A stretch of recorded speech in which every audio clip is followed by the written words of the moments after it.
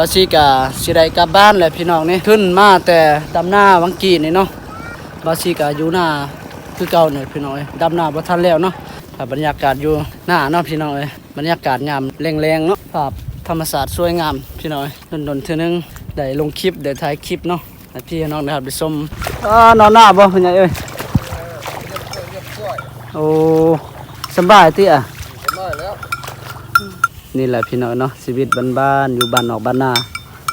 ตามภาษาบ้านเฮานี่แหละ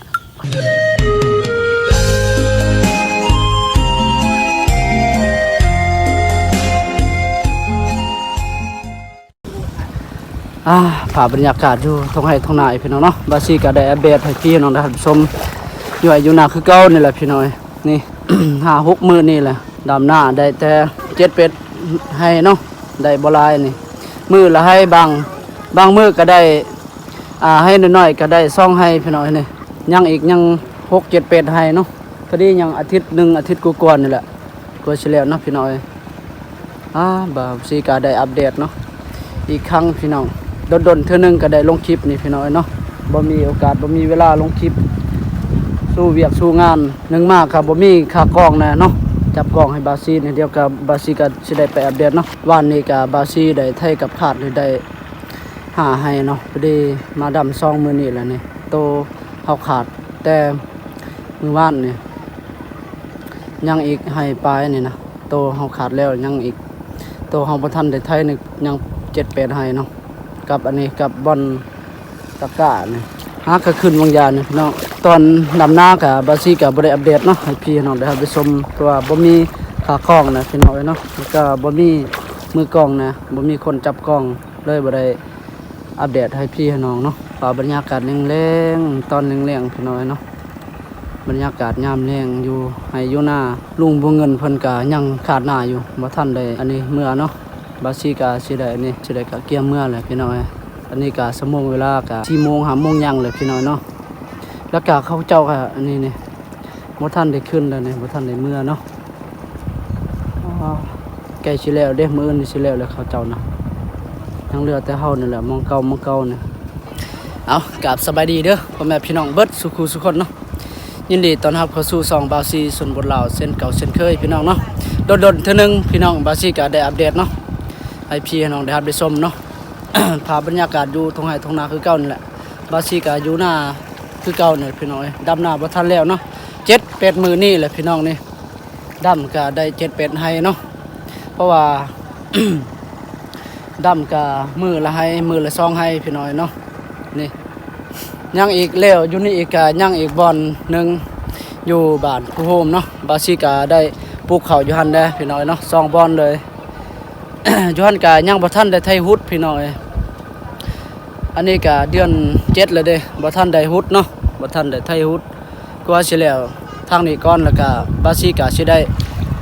กลับบ้านเนาะสิได้เมื่อหุดซอยอีพ่อแม่นะซอยพ่อแม่เด้อเพราะว่าเราก็บ่มีคนนะเนาะคนไทนานี่แหละพี่น้องแม่พ่อแม่บาซีก็เฒ่าแล้วเนาะ2 ปีนี้แล้วบ่ได้เฮ็ดนาพวกเพิ่นเนาะป้าให้ลูกให้หลานนี่แหละบาซีก็ได้เมื่อปลูกกะปีกายกับปีนี้เนาะคันสิได้เมื่อปลูกเลยพี่น้อง เอาพี่น้องเนาะก่อนรับชมก็อย่าลืมกดติดตามแล้วก็กดไลค์กดแชร์เพื่อเป็นกำลังใจนะเด้อพี่น้องดนเทื่อนึงนี่แหละบาซีก็ได้อัปเดตเนาะภาพบรรยากาศยามแรงๆพี่น้องเนาะอยู่ท้องไร่ท้องนาก็บาซีก็สิได้กลับบ้านแหละพี่น้องนี่ขึ้นมาแต่ดำหน้าวังกีนี่เนาะมื้อนี้เฮาได้ดำก็ได้ซองให้สุดเก่งเลย แต่ละมื้อนี่ดำได้แต่มื้อละให้เนาะก็มื้อนี้เพราะว่ามีอันนี้ให้หน้าน้อยๆเนาะซองให้เฮาได้ซองให้พี่น้อยเนาะนี่ยังอีกอาทิตย์ป้ายก็สิแล้วเนาะพี่น้อยบาซีก็สิได้บ่ฮู้ว่าจุดหมายปลายทางสิไปไสแน่จิตใจนึงก็อยากไปหาเงินคำนะเพราะว่ายังสิได้เมื่อไถนาอยู่พุ่นอีกพี่น้องเมื่อซอยพ่อกับแม่เนาะแล้วก็สิได้ปลูกข้าวอยู่หั่นแน่เนาะปลูกอยู่นี่แน่ก็อยู่หั่นแน่พี่น้อย2บ่อนเนาะอยู่ทางนั้นก็บ่ทันได้ไถหุด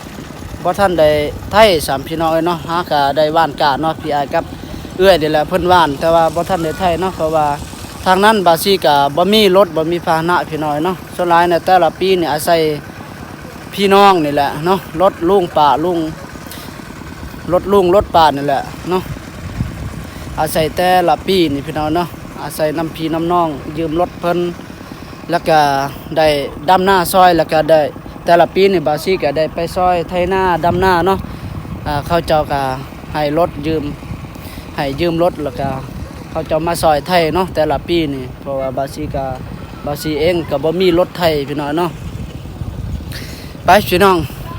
ไปติดตามไปรับไปชมเนาะไปเบิ่งน้ำกันภาพบรรยากาศยามแรงๆเนาะบาซีก็สิได้กลับบ้านเนาะแล้วก็สิได้อัปเดต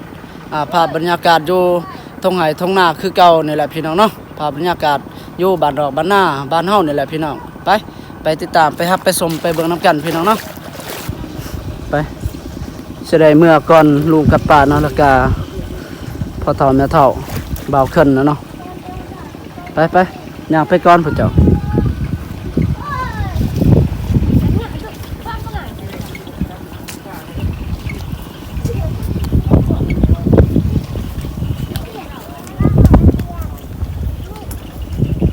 ยังหาให้นี่พอดี 3-4 มื้อพุ่นแหละสิแล้วนี่เนาะหน้าพ่อเฒ่าแม่เฒ่าเนาะยังหน้านอกเนาะยัง4-5ให้เนาะแล้วก็บ่อนตะไคร้2ให้พอดีบ่ทันก็ได้7ให้เนาะไปพี่น้องบาสิก็สิได้อัปเดตเนาะภาพบรรยากาศอยู่ท้องไร่ท้องนาคือเก่านั่นแหละ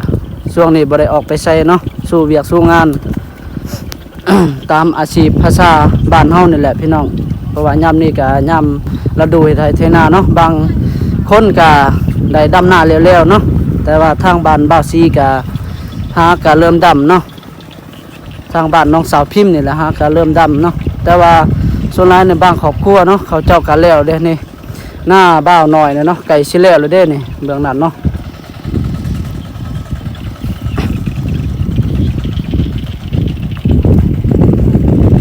โถเนาะ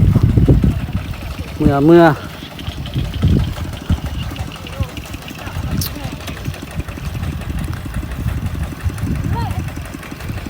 เขาเจ้าอยู่นี่ก็ไก่สิแล้วเด้มื้ออื่นก็สิแล้วเลยเนาะ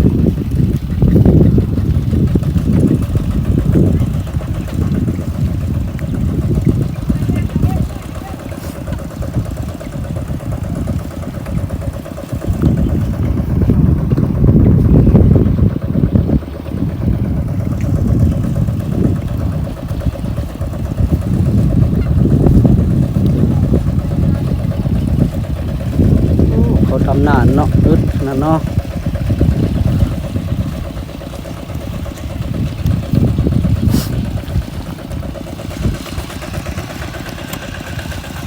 ไปทางนี้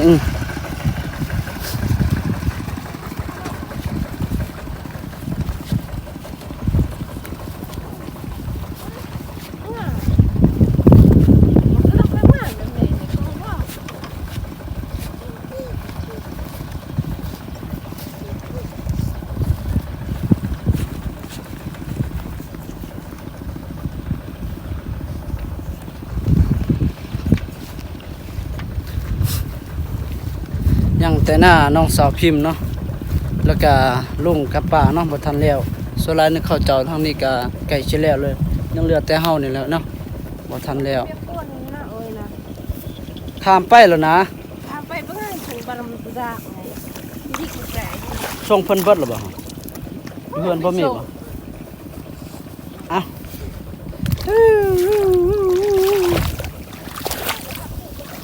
ไป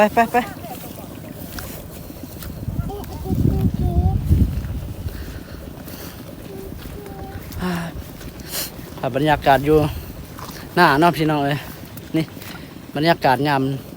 แรงๆเนาะภาพธรรมศาสตร์สวยงามพี่น้อง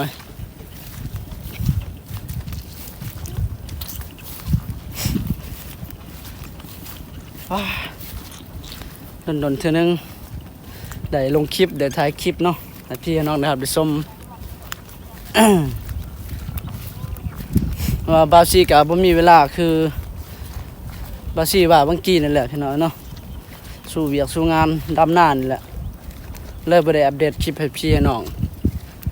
ดนๆเทื่อนึงพี่น้องจะได้กะติดตามไปหับไปชมเบิ่งนํกันเนาะพี่น้องเนาะเป็นกำลังใจให้บาซีเด้อ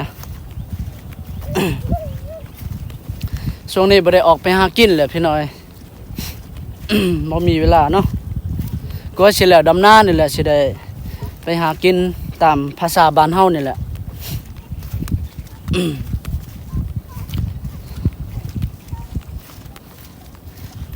หากินกะทางบ้านน้องสาวพิมพ์นี่กะยากหน่อยนึงเนาะหากินกะยากแหละ บ่อนทำมาหากินบ่มีเลยสมัยนี้พี่น้อยส่วนใหญ่นี่สัตว์นี่มันอันนี้สัตว์มันบ่มีเนาะสัตว์น้ำสัตว์บกนี่แหละหายากยามนี้ยามเล็กเฮงหายพี่น้อยเนาะยามฝนนี่ยังว่าหาเฮ็ดหาหน่อไม้นี่แหละยามนี้นี่ ยามฤดูแล้งนี่แฮงหายหาแต่ซื้ออยู่ตลาดเนาะ บ่มีเงินกะกินข้าวดีดอกทุกมื้อนี่โอ้แม่ใหญ่อันนี้นี่พี่น้องเนาะบ่ทันลุกแต่นี่บ่ทันขึ้นแต่โลกาอยู่เนาะโอ้ดุสลายในบาซีกามาสวยตลอดเนาะยามเช้านี่ แม่นยังแม่ใหญ่อันนี้บ่ทันขึ้นบ่แต่โลกาเนี่ย ลูกกายังทำคือ5 โมงนะ โอ้5 โมงพุ่นแหละอันนี้จักโมงเลยว่านี่ 6 โมงคุณ คือบ่ขึ้น7 โมงเลย คือ6 โมงคือ6 โมง โอ้พี่น้อยนี่เนาะคนสู้เวียกสู้งานนี่บาซีนี่สู้บ่ได้แล้วเจ็บเอวนี่บ่เจ็บเอวบ่ โอ้เอวบ่เจ็บ โอ้ยเก่งหลายนี่ยัง 2-3 มื้อนี่ใกล้สิแล้วเด้นี่เนาะอืมเบิ่งหยังจักให้1 2 3 4 5 6 7โอ้2 มื้อแล้วนี่ไปเจ้าท่ายังอีกนี่ไปทางนี้แหละ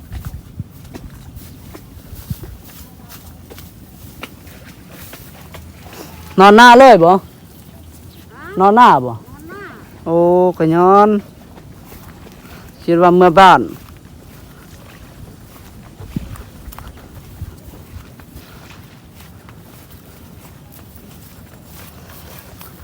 โอ้คนสู่ชีวิตเนาะกว่าสิฮอด6 โมงพุ่นแหละเพิ่นว่าสิอันนี้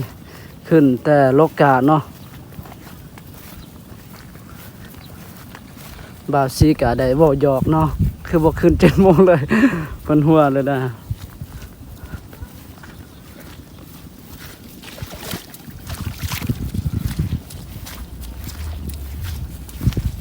คอยย่างเด้อจะน้อยลมเด้อคอยได้มันมืดนะหันให้ค่อยจับบ่ไปติเอามามือหันไป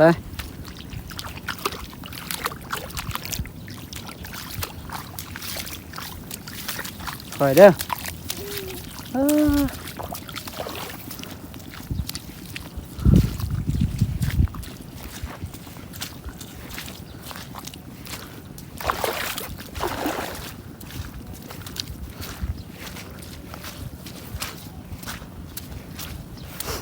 อย่างกว่าสีหอดพุ่นเลยหน่อย จะได้ย่างเมื่อบ้านนี่เนาะคู่มือนี่ไปบ่ได้นอนหน้าพี่น้อย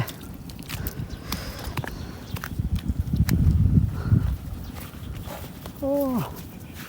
ข้าจะเมื่อหน้าเนาะเมื่อบ้าน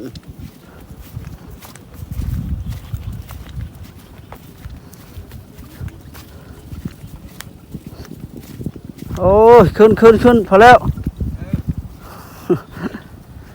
นอนหน้าบ่โอ้ขยันเนาะ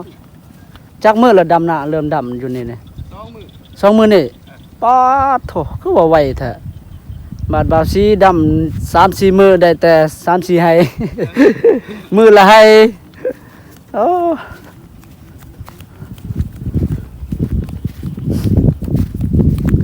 ถือว่าเก่งแล้วนี่2 มื้อพุ่น 7-8ให้แล้วได้นี่โอ้เสืออยู่เขาเจ้าดำไว้เนาะบ่คือบาวซีนี่ดำบ่อันนี้ดำหน้าบ่ไว้เนาะ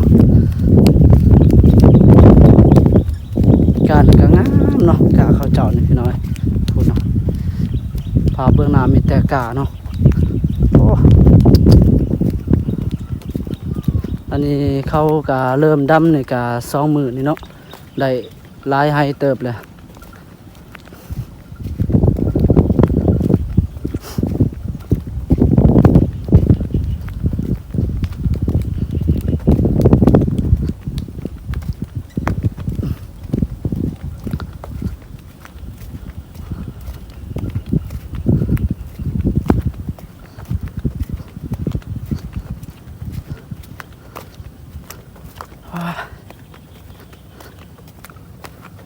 ก็สิฮอดบ้านพี่น้องเอ้ยคอยเด้อจะน่าล่มเด้อย่างเจ้ากระทาเพิ่นน่ะติ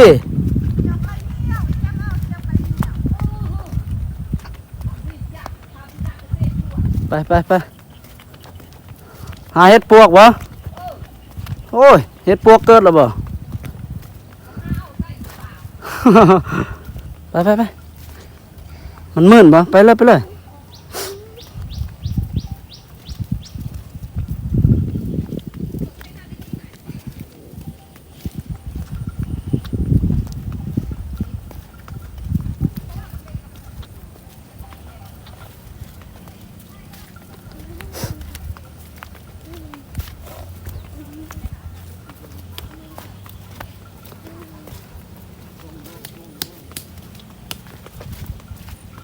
โอ้พอได้อันนี้เขาเอาเมื่ออันนี้เนาะเอารถเมื่อแล้วเด้นี่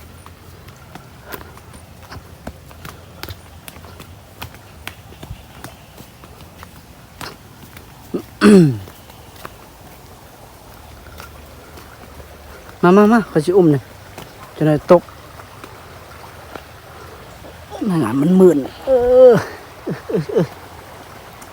สะพาน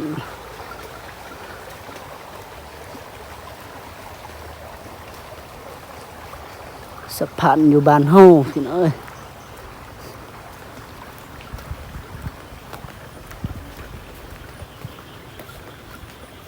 เขากะเนาะเอารถไถข้ามสะพานนะถือว่าเก่งเลยเจ้าย่างเองบ่เอาไปไ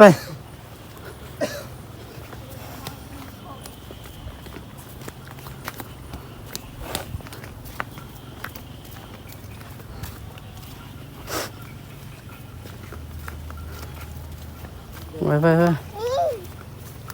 อ้ยแก้วจะน้อยไม่ควรก่อน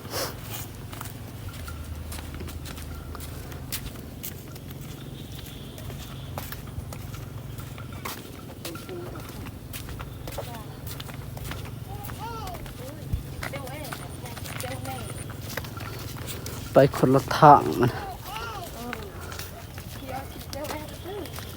นี่เป็นทางลัดเนาะ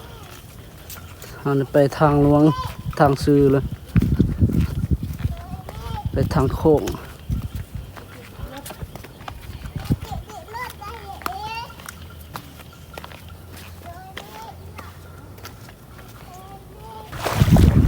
เอายอดนี่ยอดเขายอดก้านนี่แหละนอนหน้าบ่คุณยายเอ้ย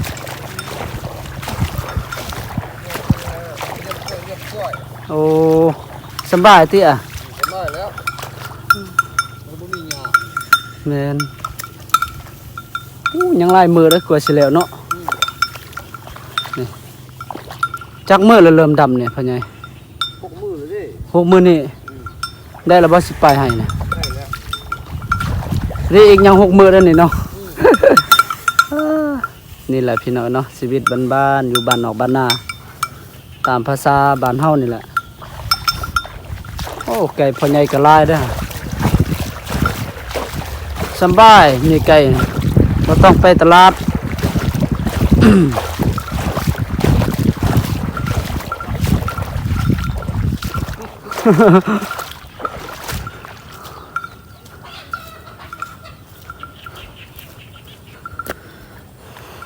บ่เมื่อบ้านบ่พ่อใหญ่กลัวสิแล้วโอ้กลัวสิแล้วดำหน้าเด้อเนาะสิเมื่อเนาะเมื่ออันนี้นะจอกดากนี่ เอาบ่อ่ะบาสิกะได้อัปเดตเนาะบางอย่างก็หยุดคลิปเนาะพี่น้องเอ้ยก็ได้อัปเดตนี่มาฮอดเฮือนแล้วนี่มาฮอดบ้านแล้วเนาะยังสิได้อันนี้เกลือหมูเกลือเป็ดเกลือไก่เนาะพี่น้องเนาะเอาเนาะพี่น้องเนาะตอนนี้ก็บาสิกะมาฮอดเฮือนฮอดบ้านแล้วพี่น้องเนาะก็บาสิกะได้อัปเดตให้พี่ให้น้องนะครับได้ชมสำเร็จไปก่อนพี่น้องดนๆเทื่อนึงเนาะจะได้ก็ฝากติดตามแล้วเป็นกำลังใจนะเด้อพี่น้องเอ้ยดนๆเทื่อนึงเนาะบาสิกะได้อัปเดตถ่ายคลิปให้พี่ให้น้องนะครับได้ชมบาสิช่วงนี้ก็บ่มีเวลาพี่น้องเนาะบ่มีเวลาถ่ายคลิปอัปเดตคลิปให้พี่ให้น้องเนาะก็สู้เวียกสู้งานแหละดำนาบ่ทันแล้วเนาะประมาณยังอาทิตย์หนึงอาทิตย์กว่าๆนี่แหละสิแล้วเนาะเอาพี่น้องเนาะขอบคุณหลายๆเด้อพ่อแม่พี่น้องของเราและพ่อแม่พี่น้องของไทยที่เข้ามาติดตามและมาเป็นกำลังใจเนาะบาสิก็แบบเดิดสำนีเนาะบ๊ายบายเจอกันคลิปต่อไปพี่น้องบ๊ายบาย